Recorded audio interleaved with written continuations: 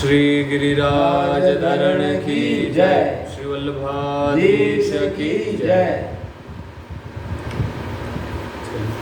प्रारंभ करते हैं वापस। 16वें अध्याय में चल रहे हैं और उससे पहले हमने शुद्धि के बारे में बात करी थी कि अलग अलग प्रकार की शुद्धि होती है, जैसे कि शारीरिक शुद्धि, वाचिक शुद्धि, कौटुंबिक शुद्धि और आर्थिक शुद्धि। ये 4 प्रकार की शुद्धियों के बारे में हमने बात कर ली थी। अब आगे बात करते हैं। जैसे कि आर्थिक शुद्धि में मैंने बताया था उसमें अंत में कि गो स्त्री ब्राह्मणों की रक्षा में लगाने से द्रव्य की शुद्धि होती है। जो मतलब आर्थिक शुद्धि मतलब आपका धन अच्छी जगह, हाँ, धन अच्छी जगह व्यय होना चाहिए, हाँ, दान पुण्य में, अच्छे खर्च में, अपने परिवार के पालन पोषण में अच्छी जगहों पे खर्च हो रहा है तो शुद्ध हो रहा है। और अगर गलत जगहों पे आपका पैसा लगा रहे हो तो फिर तो अशुद्धि हुआ पैसा। तो पैसा कहाँ लगाना चाहिए तो बताया था अलग अलग कि भैया जिस धन का उपार्जन किया गया है उसको यथाशक्ति अरक्षित, अभावग्रस्त, दरिद्री, रोगी, अकाल पीड़ित, भूखे आदि आवश्यकता वालों को देने से एवं गो स्त्री ब्राह्मणों की रक्षा में लगाने से द्रव्य की शुद्धि होती है। द्रव्य की शुद्धि मतलब आपके धन की शुद्धि होती है। अब यहाँ पे ब्राह्मणों की शुद्धि से ज़्यादा आवश्यक है ब्राह्मणत्व की रक्षा। ब्राह्मणों की रक्षा तो क्या करेंगे, आज के ब्राह्मण तो कोई खतरे में तो है नहीं, ऐसे देखा जाए ब्राह्मण की नहीं, आज आवश्यकता है ब्राह्मणत्व की रक्षा की। आज ब्राह्मण तो मिलेगा पर उस ब्राह्मण में ब्राह्मणत्व है कि नहीं, उसकी वो नहीं मिल रहा है, वो श्रोत्रिय ब्रह्मनिष्ठ नहीं है, श्रोत्रिय ब्रह्मनिष्ठा नहीं रही। आज जो ब्राह्मणों में ब्राह्मणत्व नहीं रहा उसकी रक्षा करना अति आवश्यक। ये तो सबसे ज़्यादा आवश्यक है, क्योंकि अगर वही नहीं रहेगा, जिस दिन ब्राह्मणत्व नष्ट हो गया, ब्राह्मण नष्ट हुआ नहीं बोल रहा हूँ, ब्राह्मणत्व नष्ट हो गया, उस दिन इस संसार से सनातन धर्म का पतन हो गया। क्योंकि फिर सनातन धर्म को आगे कौन बढ़ाएगा? आज फिर शास्त्रों को कौन उनकी व्याख्या करेगा, कौन मंत्रों का उच्चारण करेगा, कौन पाठ करेगा? आप कहीं शादी में जा रहे हैं, कोई हवन करवा रहे हैं, पूजा करवा रहे हैं, कोई भी यज्ञ करवा रहे हैं, उसका जजमान कौन होगा?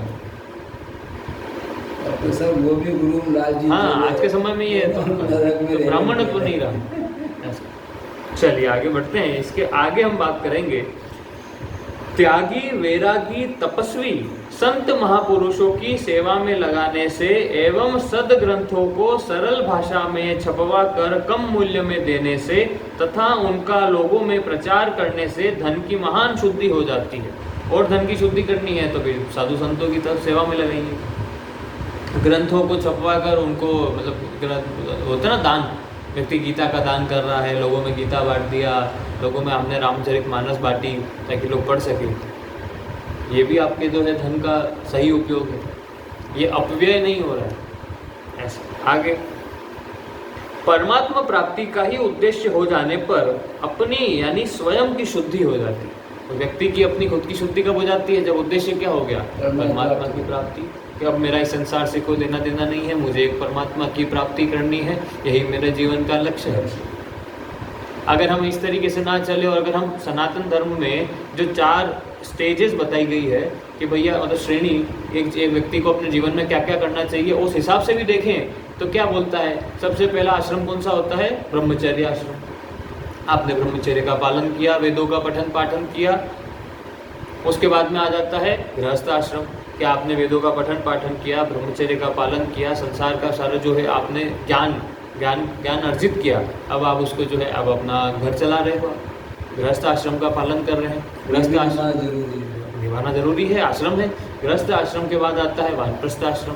वानप्रस्थ आश्रम में पहले के समय में होता था कि व्यक्ति जंगल में जाके फिर रहने चल लगे, मतलब रिटायर हो गए कि अब मैं रिटायर हो चुका हूँ, अब वो अपने घर गृहस्थी की जो जिम्मेदारियां है उनको छोड़कर, हाँ, बच्चों को सौंप कर अपने आप को अब वो है जो है वापस ज्ञान की तरफ बढ़ जाता है।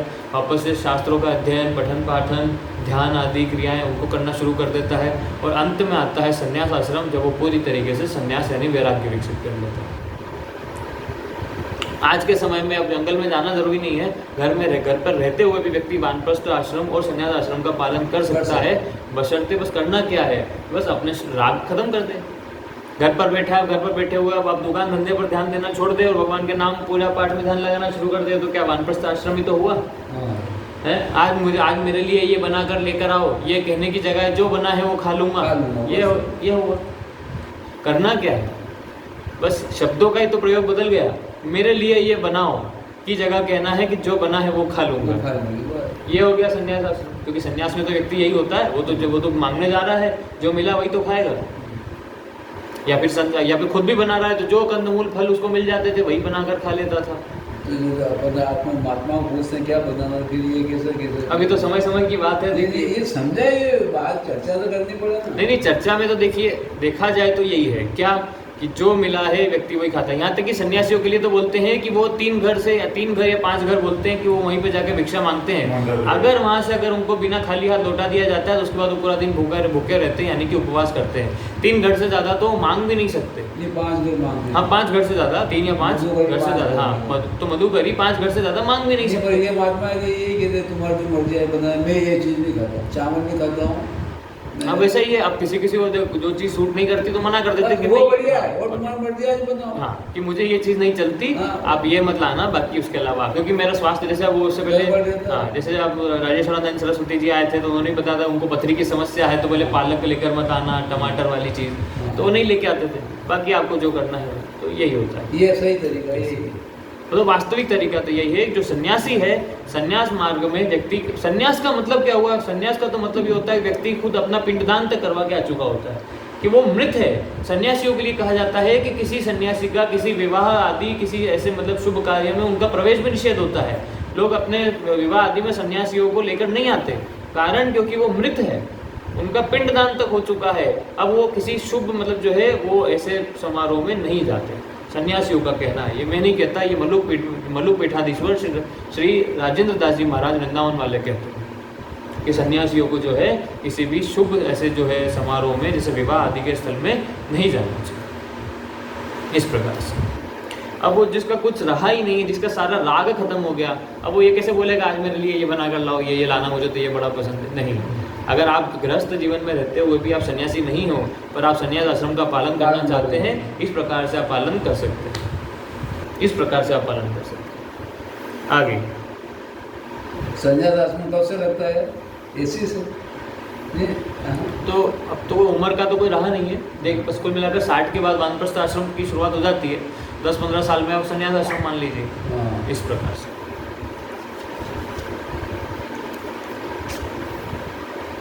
70-75 के आसपास ही, क्योंकि 80 साल तक तो व्यक्ति जिएगा भी नहीं कि किसको पता है कि नहीं। 80 साल तक व्यक्ति सोच के बैठेगा 80 के बाद सन्यास लूँगा तो थोड़ा कठिन हो सकता है। 100 की सेंचुरी मारेंगे, दादाजी सेंचुरी मार सकते हैं, पर सबकी बात नहीं है ना। दादाजी को पंडित जी का आशीर्वाद मिल गया, सेंचुरी मारेंगे दादाजी। आप तो रहेंगे तो हमको भी अच्छा लगेगा कि हाँ चलिए ठीक है। ऐसी ऊपर तरिया सी। चलिए आगे बढ़ते हैं। तो स्वयं की शुद्धि होने पर शरीर, वाणी, कुटुंब, धन आदि सभी शुद्ध एवं पवित्र होने लगते हैं। यहाँ पर तो मैंने ये 4 प्रकार की शुद्धियों की बात करी थी कि वाचिक शुद्धि अलग है, कौटुंबिक शुद्धि अलग है, पर ये जो है आर्थिक शुद्धि अलग है और शारीरिक शुद्धि अलग है। पर जब व्यक्ति खुद स्वयं शुद्ध हो जाता है तब उसके द्वारा होने वाली सभी क्रियाएं क्या हो जाती है? अपने आप ही शुद्ध हो जाती है। अब उसको ये नहीं देखना पड़ता कि मैं शारीरिक शुद्धि, नहीं, अपने आप शारीरिक शुद्धि, चाहे दिनों तक ना नहाए, चाहे स्नान आदि ना करे तो भी शुद्ध कहलाएंगे, चाहे वो धन जो है ऐसे ही फेंक दे तो भी उनका धन बस वो, क्योंकि अब व्यक्ति जब गुणातीत हो गया अब उसके ऊपर तो कोई नियम रहा ही नहीं। जब व्यक्ति खुद इसका लक्ष्य परमात्मा प्राप्ति का था और जिसने परमात्मा प्राप्ति कर ली, अब उसके लिए क्या बाद क्या बाकी है? क्या बात? अब वो क्या नहाना, क्या जो है जीवन के किसी भी जो है वैदिक जो है नियमों का भी पालन करना उसके लिए आवश्यक नहीं रहता, पर बशर्ते उसने परमात्मा प्राप्ति कर ली हो। अगर नहीं करी है, अगर गुणातीत व्यक्ति नहीं हुआ है, तब तक तो वैदिक नियमों का पालन करना अति आवश्यक होता है। उपनयन संस्कार, जनेऊ संस्कार आवश्यक होता है, पिंडदान आवश्यक होता है, सभी प्रकार के हमारे जो 16 संस्कार है सभी संस्कार आवश्यक होते हैं, पर गुणातीत होने से पहले। गुणातीत होने के बाद इनका कोई मायना नहीं रह जाता। आगे शरीर आदि के शुद्ध हो जाने से वहां का स्थान, वायुमंडल आदि भी शुद्ध हो जाते हैं। बाहरी शुद्धि और पवित्रता का ख्याल रखने से शरीर की वास्तविकता का अनुभव में आ जाती है, जिससे शरीर से अहंता ममता छोड़ने में सहायता मिलती है। इस प्रकार यह साधन भी परमात्मा प्राप्ति में निमित्त बनता है। अब आगे आता है, अब अगला आया है, इसको बोलते हैं अद्रोह। अद्रोह बिना कारण अनिष्ट करने वाले के प्रति भी अंतःकरण में बदला लेने की भावना का न होना अद्रोह है। बोलते ना द्रोह नहीं होना चाहिए, तो द्रोह नहीं है मतलब अद्रोह। ऐसे क्रोध और द्रोह दोनों में अंतर होता है। क्या अंतर है? अपना अनिष्ट करने वाले के प्रति तत्काल जो जलनात्मक वृत्ति पैदा होती है उसका नाम क्रोध है। किसी ने हमको नुकसान पहुंचा, उसी समय हमारा अंदर जो भावावेश आता है उसको क्रोध बोलते हैं, गुस्सा आ गया। और क्रोध का जो भीतरी भाव बैठता है, अर्थात मौका मिलने पर उसका अनिष्ट करने की जो वेर भावना बैठती है उसको द्रोह बोलते हैं। उसी क्षण जो भाव आया वो तो क्रोध है, पर अब अंदर जो हम जो बदला लेने की भावना लेकर बैठे हैं ये द्रोह है।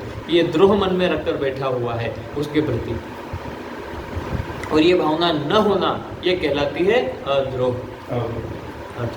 कि मतलब किसी ने मेरा बुरा भी किया, उसके बावजूद मेरा उसके प्रति कोई द्रोह नहीं है, कोई द्वेष भावना नहीं है उसके प्रति, ये अद्रोह कहलाता है। बड़ा मुश्किल होता है, कह तो दिया हम लोगों ने, पर बड़ा मुश्किल होता है। कोई हमारा नुकसान पहुंचाए, कोई हमारा अनिष्ट करे, अनिष्ट करने के बाद भी हमको उस पर क्रोध भी ना आए और द्रोह भी ना हो, बड़ा मुश्किल है।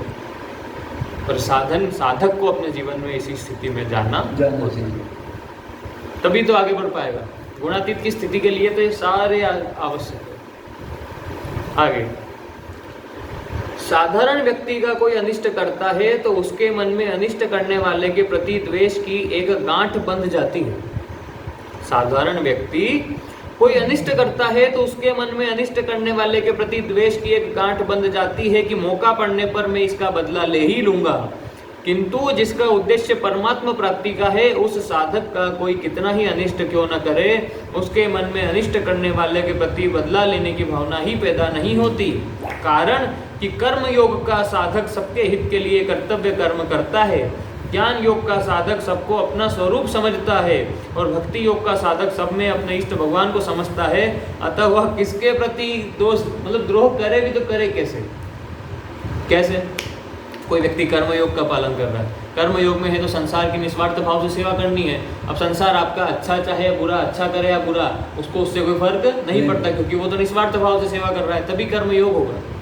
ज्ञान योग में वो सबको ब्रह्म में देखता है और सबको मैं समझता है, क्योंकि सब बोलते हैं ना एको ब्रह्म द्वितीय नास्ति। ये ज्ञान योग की बात है ना। जब वो सबको एक ही समझ रहा है तो फिर उसका अनिष्ट करने वाला दूसरा कोई हो कैसे सकता है? जिसने अनिष्ट किया है वो भी तो वही है। तो जो ज्ञान योग वाला व्यक्ति होता है वो तो सबको मैं ही तो समझता है कि सब कुछ एक ही है, एको ब्रह्म द्वितीय नास्ति। अब जब कोई दूसरा कोई है ही नहीं, तब वो फिर किसके प्रति द्रोह करेगा? और जो भक्ति योग वाला व्यक्ति होता है वो तो सबके अंदर अपने भगवान को देखता है।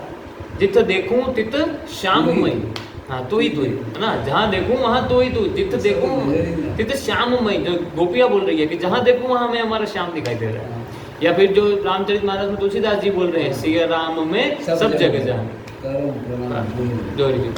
कि मुझे तो सभी जगह मेरे प्रभु दिखाई दे रहे हैं। अब वो द्रोह करेगा तो करेगा किसे? इसीलिए साधक किसी भी मार्ग का क्यों ना हो, किसी भी योग का पथिक क्यों ना हो, वो कभी किसी से द्रोह नहीं कर सकता। ये ऐसी बातें हैं, ये ऐसे नियम हैं जो व्यक्ति किसी भी मार्ग पर चल रहा हो, पर उनके अंदर आपको ये देखने को जरूर मिलेगी।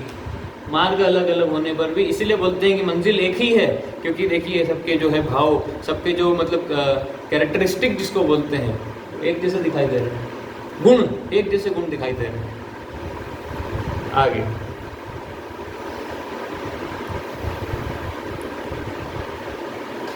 निज प्रभुमय देख ही जगत के ही सन कर ही विरोध। ऐसा ये जब सब जगह मुझे अपने प्रभु दिखाई दे रहे हैं तो विरोध करूँ तो करूँ किसका विरोध? ऐसा समझ नाति मान्यता आगे आता है। नाति मान्यता, एक मान्यता होती है और एक अति मान्यता होती है। सामान्य व्यक्तियों से मान चाहना मान्यता है। जब हम किसी से मान चाहते हैं कि ये मेरा बड़ा सम्मान करे, आदर सत्कार करे, तो इसे मान्यता कहते हैं। और जिनसे हमने शिक्षा प्राप्त की, जिनका आदर्श ग्रहण किया और ग्रहण करना चाहते हैं, उनसे भी अपना मान, आदर सत्कार चाहना अति मान्यता है। आम आदमी से हमने मान सम्मान की इच्छा रखी है, वो तो मान्यता हो गया। पर अब हम जिनको अपना मानते थे, अपने से बड़ा अपना गुरु मानते थे, जिनको अपना आइडल मानते थे कि ये तो मुझसे काफ़ी बड़े हैं, हम उनसे भी ईमान रखने की इच्छा रखने लग जाए, ये अति मान्यता।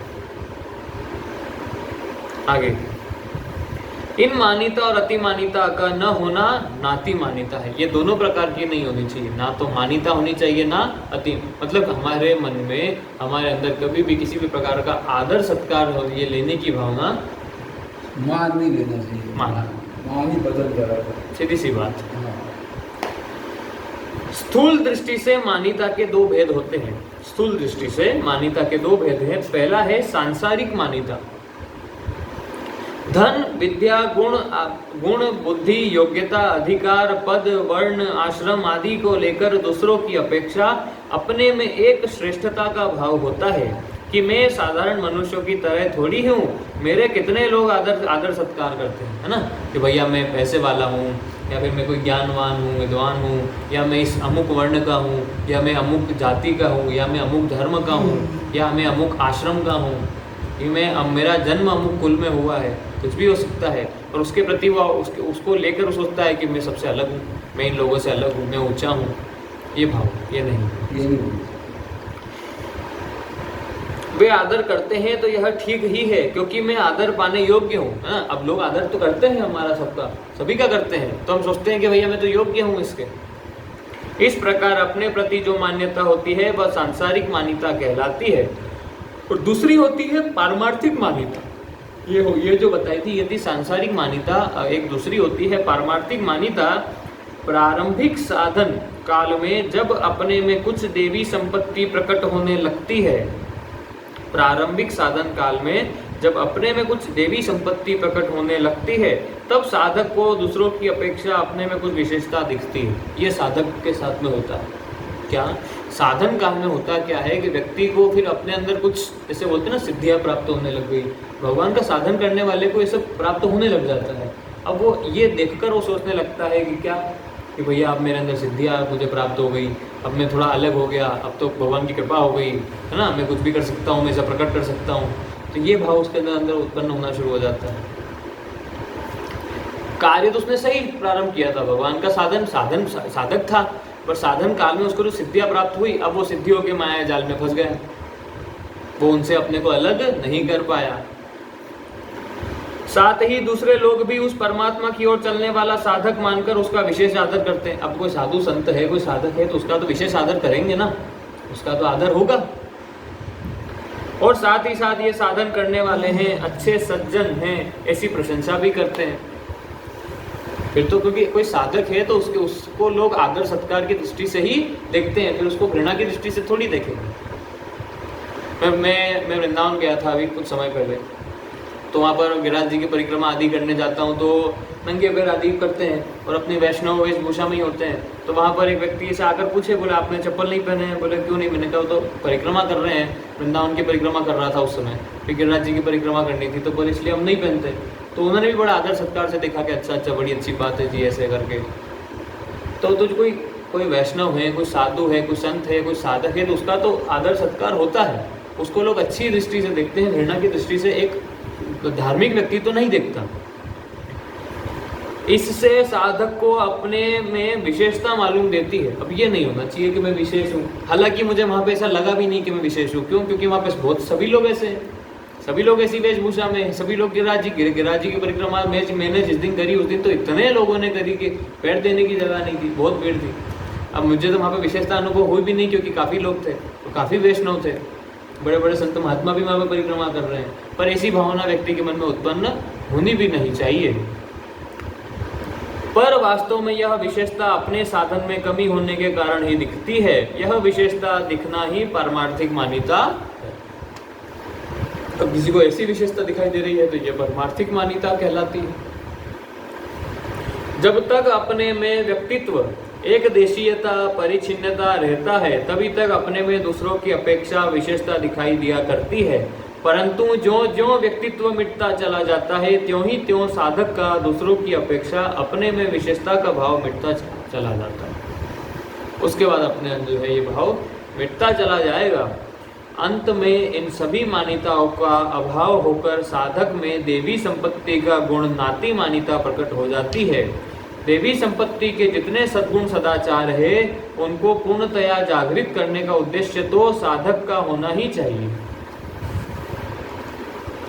हाँ, प्रकृति यानी स्वभाव की भिन्नता से किसी में किसी गुण की कमी तो किसी में किसी गुण की कमी रह सकती है, परंतु वह कमी साधक के मन में खटकती रहती है और वह प्रभु का आश्रय लेकर अपने साधन को तत्परता से करते रहता है। अतः भगवत कृपा से वह कभी मिटती नहीं, वह कमी मिटती नहीं। कमी ज्यों ज्यों मिटती जाती है त्यों त्यों उत्साह और उस कमी के उत्तरोत्तर मिटने की संभावना ही बढ़ती जाती है। इससे दुर्गुण दुराचार सर्वथा नष्ट होकर सद्गुण सदाचार अर्थात देवी संपत्ति प्रकट हो जाती है। समझ हो गया हो तो अब बताओ, कोई बात नहीं, अभी तो मेहमान बाकी है ना? मेहमान नहीं। हाँ, तो कोई समय लगेगा।